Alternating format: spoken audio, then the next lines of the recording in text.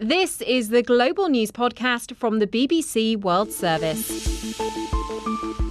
I'm Charlotte Gallagher, and in the early hours of Tuesday, the 20th of August, these are our main stories.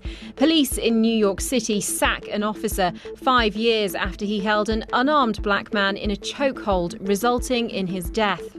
Twitter and Facebook say they've uncovered a Chinese government misinformation campaign designed to sow discord in Hong Kong. A court in El Salvador has pardoned a woman convicted under the country's strict abortion laws. Also in this podcast, for the police to release such a statement that incites people to report anyone that knows anything about the organization, which translates to people reporting anyone that they know who might be LGBT or queer. An LGBT group in the West Bank is horrified after police begin a crackdown on their members. 5 years ago, Eric Garner was illegally selling loose cigarettes on a street in New York City when he was arrested. Video footage which shows him crying, "I can't breathe," as he's placed in a chokehold horrified many and became one of the rallying cries of the Black Lives Matter movement. On Monday, the officer who placed Mr. Garner in that chokehold, which contributed to his death, was sacked by the NYPD. A few hours after the announcement, his daughter Emerald addressed the media. Daniel Pantaleo is a murderer, and that's just how I feel. I feel that he could have gotten off of Eric Garner. I feel that he made a choice, and everybody has a choice. The mayor of New York City, Bill de Blasio, said the case should be a turning point. We must devote ourselves to this simple goal, that no person, no family, no community should ever go through the agony that we've all experienced here over these last years. It should never happen again in this city or this country. Let this be the last tragedy. Our New York correspondent is Nick Bryant. You'll remember a summer 5 years ago when Eric Garner, an African-American man who was illegally selling cigarettes in Staten Island, was tackled by a police officer who held him in a chokehold, and he died an hour later. Now that police officer, Daniel Pantaleo, has been sacked. And the city's police commissioner, James O'Neill, said today that that would happen because he could no longer effectively serve. As you said, Eric Garner died 5 years ago. Why has this taken such a long time? Well, that's the question that the family of Eric Garner has been asking today. They called immediately for Daniel Pantaleo to be fired. A grand jury in Staten Island declined to indict him in 2014 on criminal charges. Federal prosecutors said last month that they would not bring charges against him because they said there was insufficient evidence. But there have been a lot of pressure from the African-American community in New York in particular, and leading civil rights activists in New York City, to have him fired. But James O'Neill, the police commissioner, it was obviously a difficult decision for him. He said that if he was in that situation, he could imagine doing something of the same thing. He said that Daniel Pantaleo hadn't come to work that day seeking to harm anybody. And it seems, just looking at the reaction, that this case really divides people. The police union absolutely furious that this has happened, but others are saying this is too little, too late. Yeah, the family of Eric Garner have welcomed this decision, but they would like to see other police officers who were involved in Eric Garner's arrest to be disciplined as well. The chokehold contributed to Eric Garner's death, but so too did the chest compressions of him being held on the ground, and he was being held on the ground by a number of police officers. And how significant is this case in terms of the whole Black Lives Matter movement? This case really contributed in a massive way. Indeed, the words "I can't breathe" became a rallying cry for campaigners not just in New York City, but across the country against police brutality. Eric Garner's death also led to a re-evaluation of what's called the broken windows strategy of the NYPD, which was to really come down hard, to show zero tolerance against fairly minor crimes. But Eric Garner's death really was one of those kind of landmark cases which really did provide a big spur for the Black Lives Matter campaign. That was Nick Bryant. Twitter and Facebook say they've blocked a state-backed Chinese campaign against the pro-democracy protesters in Hong Kong. The two social media firms said fake accounts had posted as media organisations to try to undermine the activists. From San Francisco, here's our technology reporter, Dave Lee. Twitter said it removed 936 accounts that had been spreading material intended to undermine the legitimacy and political positions of the protest movement in Hong Kong. Twitter also suspended some 200,000 other accounts that were created to amplify the posts. Facebook said it acted on a tip-off from Twitter and removed 7 pages, 3 groups and 5 accounts linked to the misinformation campaign. In a related announcement, Twitter said it would no longer accept advertising from state-controlled media companies following criticism it received for allowing ads from Chinese state media. To El Salvador now, where a 21-year-old woman has been cleared in a retrial after earlier being convicted of illegally aborting her baby as a teenager. Evelyn Hernandez had been raped and always maintained that she hadn't been aware that she'd been pregnant. Prosecutors had asked for a sentence of 40 years.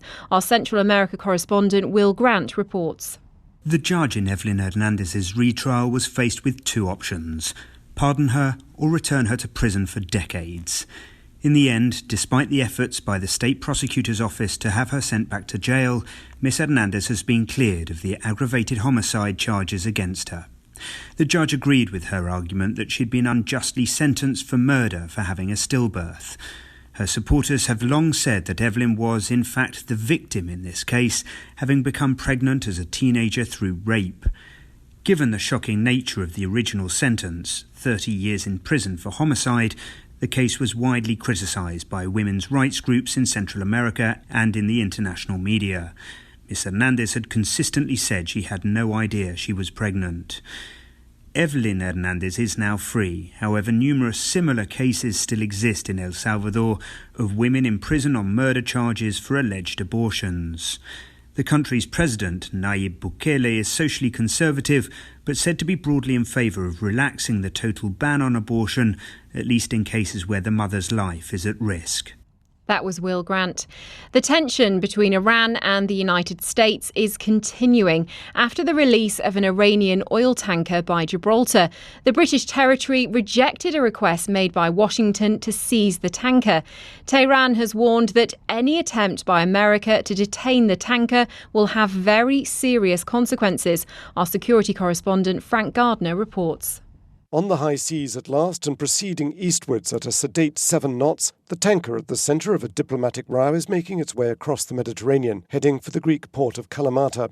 The Grace 1, now given the more Persian-sounding name of Adrian Daria 1, left Gibraltar last night after the authorities there refused to comply with the US Department of Justice request to detain it for alleged links to Iran's Revolutionary Guards. Washington has designated them a terrorist organisation, but the EU has not, and Gibraltar follows EU and not US law. Iran has warned the US not to try to seize the tanker. Its foreign minister, Javad Zarif, has said this whole affair is politically motivated. Because of US sanctions, we cannot be very transparent with the destination of our oil because the United States illegally tries to bully others from purchasing our oil. The real issue at the root of all this is the Iran nuclear deal, which is supposed to lift sanctions on Tehran in exchange for intrusive nuclear inspections. The Trump administration pulled out of it last year and is slowly strangling the Iranian economy through tightening sanctions. The European Union disagrees with this approach and wants to keep the deal alive.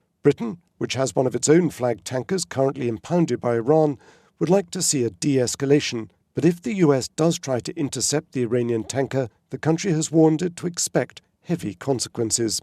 Frank Gardner. This weekend, members of fascist groups marched through the US city of Portland, though they were heavily outnumbered by anti-fascist demonstrators. There have been calls from human rights groups in the US to do more to curb hate speech, particularly after attacks targeting minorities. But it was the anti-fascist groups in Portland that were condemned by President Trump on social media. Our North America correspondent Aleem Maqbool was at the rally and has been looking into the state of white nationalism in the US. USA! USA! USA! Neo-fascist groups appear to be on the march in the US. We accompanied hundreds of members of one organisation that call themselves the Proud Boys as they took to the streets of Portland in Oregon, flashing their white power signs at us all day. This is a historic day right here. This is going to be one of the largest protests in Portland history. But the group's leader, Joe Biggs, claimed they were out to protest against the militancy of the far left. Why come out on the streets today? I just want people to understand that these mass people running around committing acts of violence and criminal activity needs to come to an end. Go home, Nazis!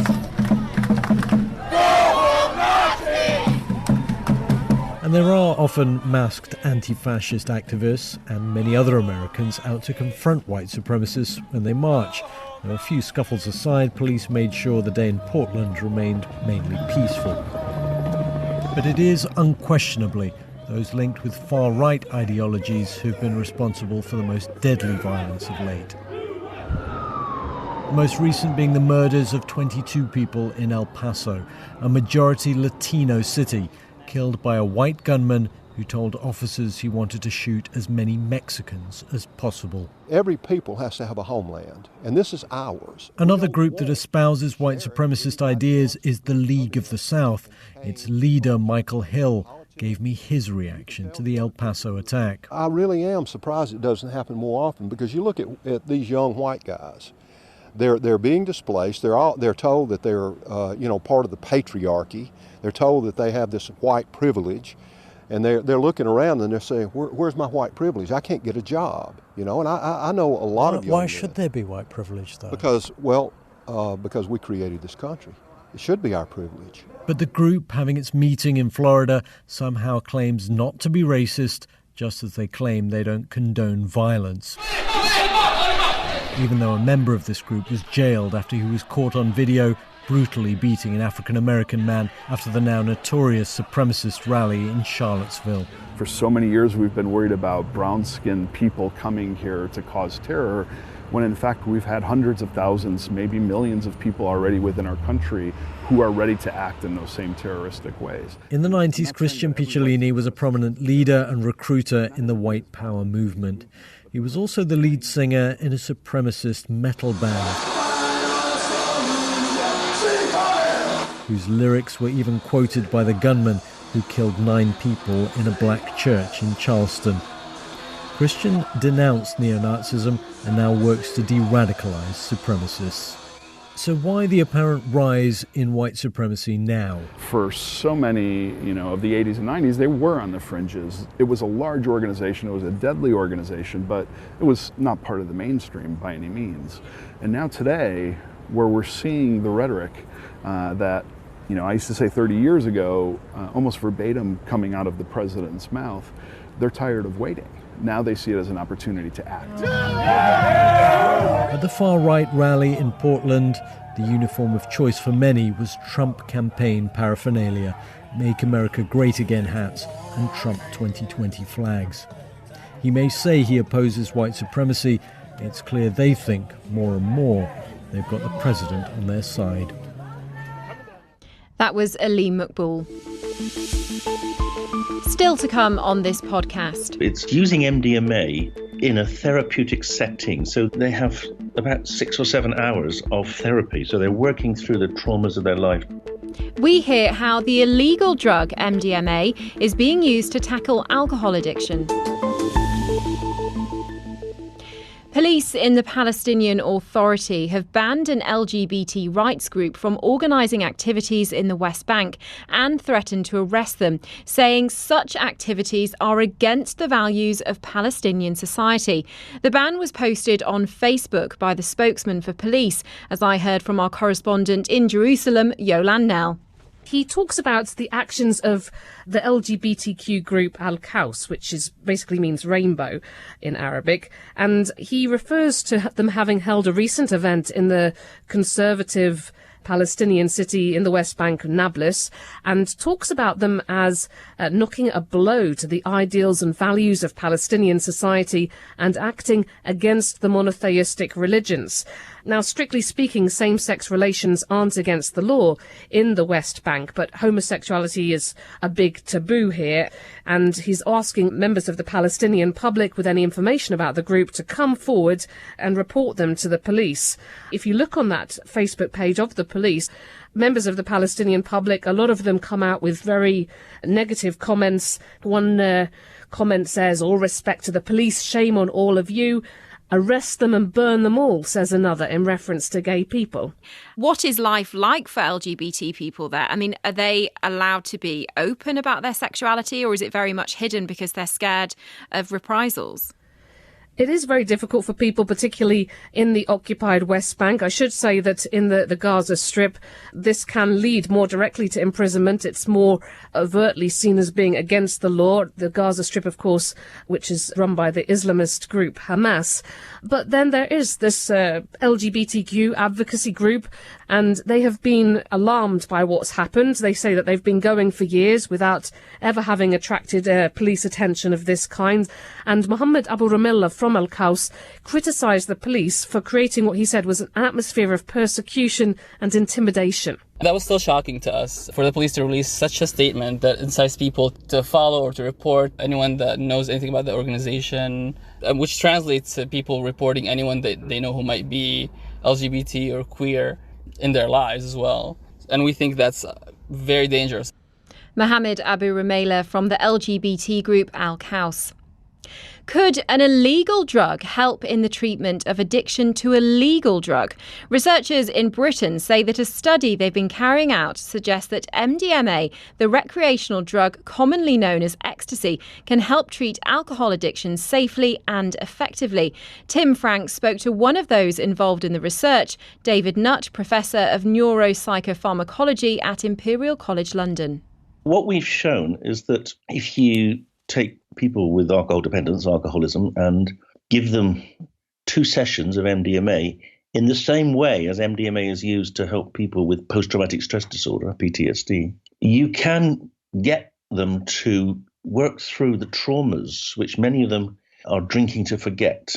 So it was a small study. It was designed just to see whether it was safe to give MDMA to people with the medical problems that accompany alcoholism. But also, for most of them, it was actually beneficial in that they managed to significantly cut down their drinking for weeks and months afterwards. So it's a gateway to therapy in a sense. It's not a chemical cure in itself.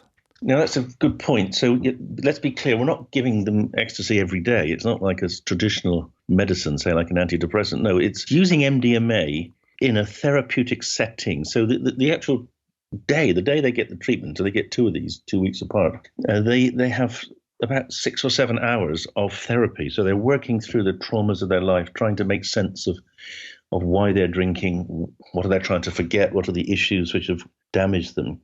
I hardly need tell you that MDMA is widely known as ecstasy. Is there any danger that in giving people who are known to be dependent on one drug, another drug, which does have a psychotropic effect? Well, that's a great question.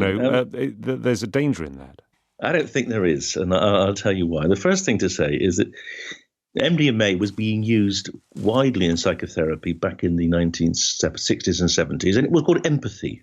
It was only when it was renamed ecstasy and was sold as a legal alternative to amphetamines in clubs and raves that it actually came to the attention of the authorities. And the evidence that MDMA is harmful when it's used in a therapeutic session is virtually nil. So that's the first thing to say. The second thing is it's not addictive, whereas alcohol is. And the third thing is we're giving it twice. And we are following people up and we are asking them whether they've actually gone off and taken some more subsequently, and they haven't. So I think ecstasy has been given a really bad rap ever since its name was changed from empathy. And I'd like to change its name back now, because that's where it has its therapeutic value, giving people empathy to their own feelings and also with therapists.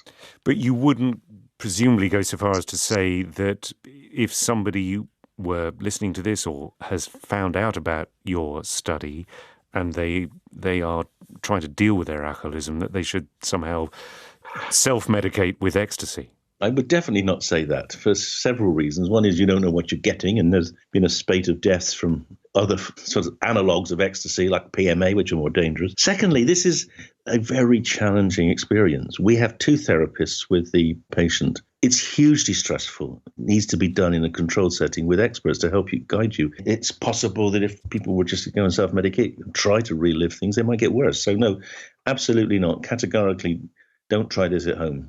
That was Professor David Nutt from Imperial College London speaking to Tim Franks.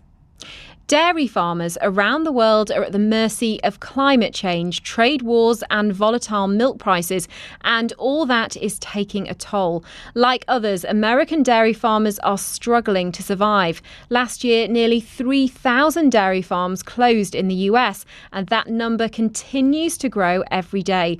From Wisconsin, the BBC's Angelica Casa reports.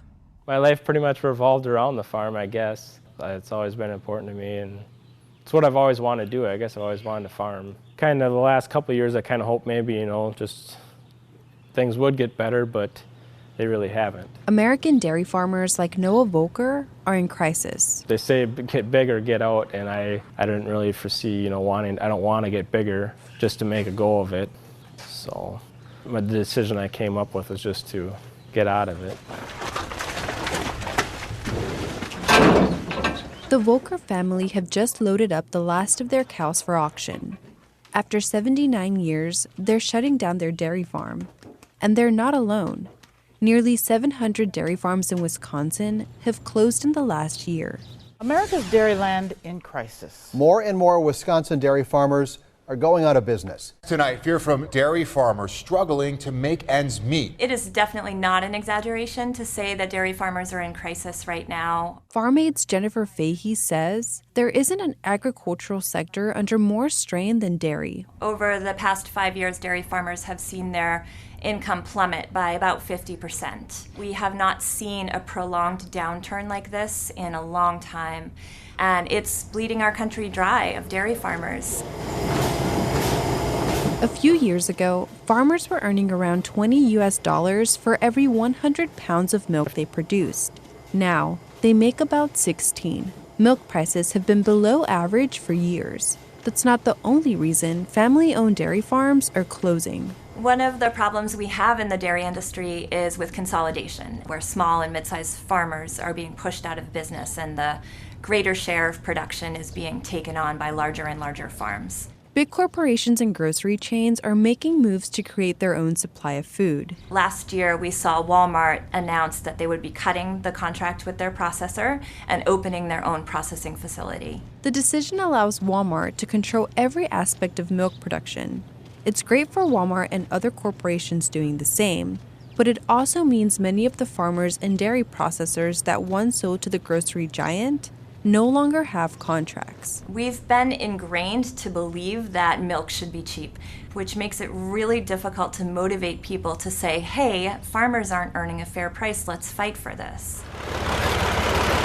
That challenge is playing out in Wisconsin, home to 1/4 of all U.S. dairy farms. The majority, like Noah's, are family operated. It was a nice way to grow up. We worked alongside each other in the family, And the cows are part of the family. Each one of the cows have their own personality. Some are hyper, some are really gentle, some won't leave you alone, they'll lick you to death and you can't get away from them. It's kind of neat. That's one part I'm going to miss about it is, just kind of each cow's personality. Like Noah, many farmers across the U.S. are opting out of the industry. Jennifer believes this trend is having a huge ripple effect across rural communities. A lot of us might be lucky to feel that our job is more than just a job and it's part of our identity. But for farmers, many of whom have had that farm passed down for generations, it's an identity, it's a legacy, and that pressure of possibly being the generation to lose it all is so immense, most of us can't imagine it. That was Angelica Casa. A French couple who were caught with 40 kilograms of Sardinian sand in their car have been warned they could face up to 6 years in prison. The pair say they collected the sand as a souvenir and didn't realise they'd committed a crime. Our Rome correspondent James Reynolds takes up the story. Sardinia's famous white sand comes with a set of very singular rules. You can sunbathe on it, make sandcastles with it, but don't, whatever you do, try to take any of it out of the country. The authorities want to stop tourists from selling it online. 2 years ago, the government brought in a law that makes the trade in sand, pebbles and shells illegal. The police in Sardinia regularly search airports and ferries. Reports say that one French couple tried to leave the island with 14 plastic bottles of sand in the boot of their car. The bottles weighed a total of 40 kilograms. The couple say that they'd simply collected the sand as a souvenir and were unaware that they'd committed a criminal offence. Normally, tourists caught with sand can face a fine of up to €3,000, but this couple faces the possibility of time in prison. That was James Reynolds. And that's all from us for now, but there will be an updated version of the Global News podcast later. If you want to comment on this podcast or the topics covered in it, you can send us an email. The address is globalpodcast@bbc.co.uk. I'm Charlotte Gallagher. Until next time, goodbye.